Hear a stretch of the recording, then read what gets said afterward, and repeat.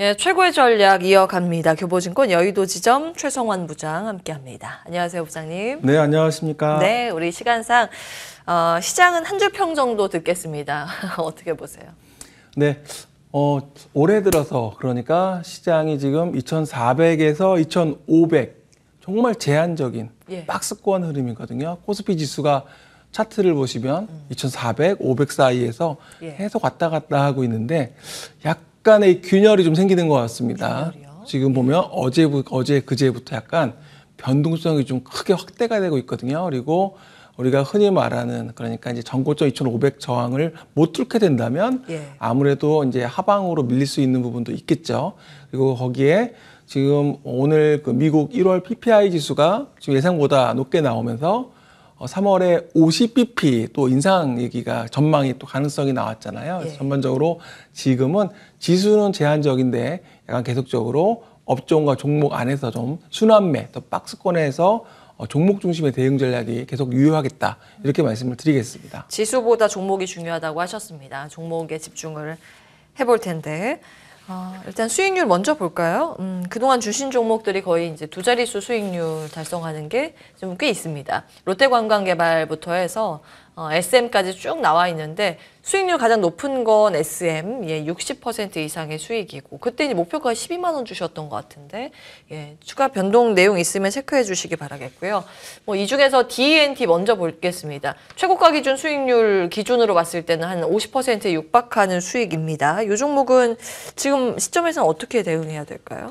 종목 6개를 보니까 딱 나눠져 있네요. IT 쪽 3개, 그러니까 뭐 반도체나 2차전지 쪽, 나머지 3개는 리오프닝 이렇게 딱 나눠져 있는데요.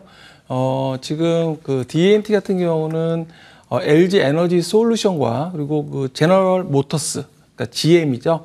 이 합작사인 얼티엄스 LG의 지금 뭐 대규모 장비 계획에 대한 뭐 그런 부분들이 지금 기대감이 시장에서 꽤 작용을 하는 것 같고요.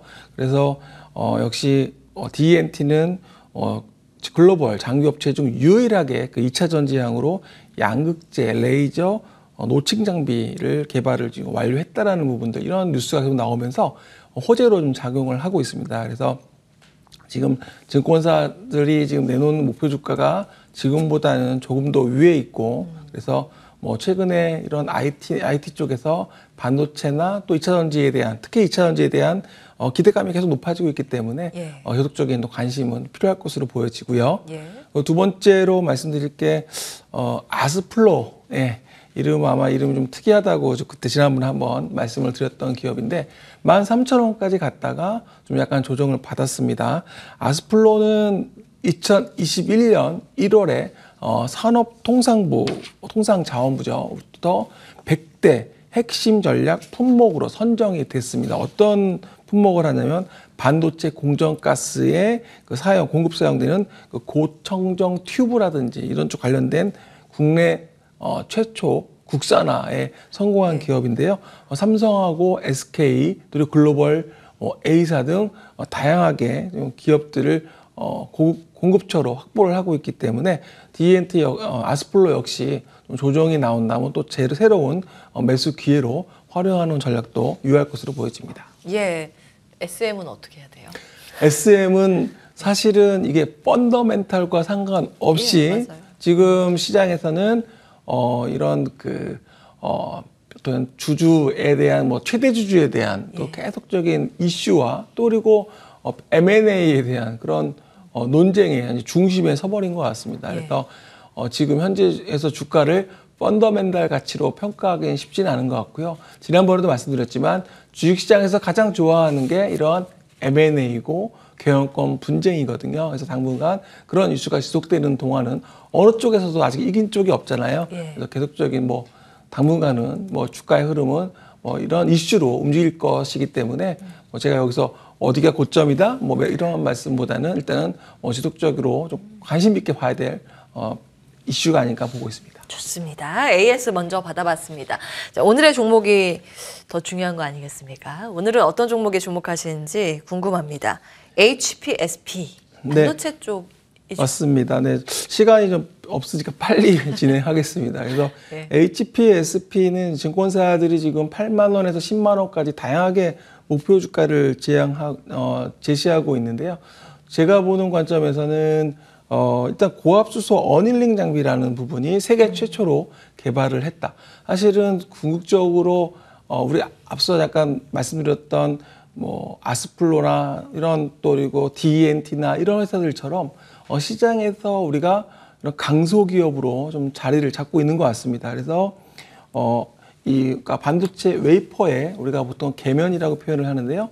뭐 좀 설명이 길 수도 있는데 그건 다음에 한번 제가 말씀을 드리고, 그래서 이쪽에 대한 그 실적 성장에 대한 부분이 워낙 높고, 그리고 수익성, 특히 마진 자체가 지금 50%가 넘습니다. 이유는 이 HPSP가 독점을 하고 있고, 그리고 경쟁력이 있다는 부분이 가장 큰 핵심 포인트고요. 그래서 이 부분에서 시장에서 관심을 갖고 있고, 이제 6만 원대 올라서면서 주가가 어느 정도 또 다시 한번 2차 상승을 위한 준비를 하고 있는 것 같기 때문에 관심 있게 보셔도 좋을 것 같습니다. 예, 지난달에는 배터리 장비주인 아스플로를 소개해 주셨고, 오늘은 반도체 장비주인 HPSP 주목을 해주셨습니다. 기억해 보도록 하고요. 종목 하나가 있어서 이제 빨리 말씀을 해주신 것 같아요. 포커스 HNS.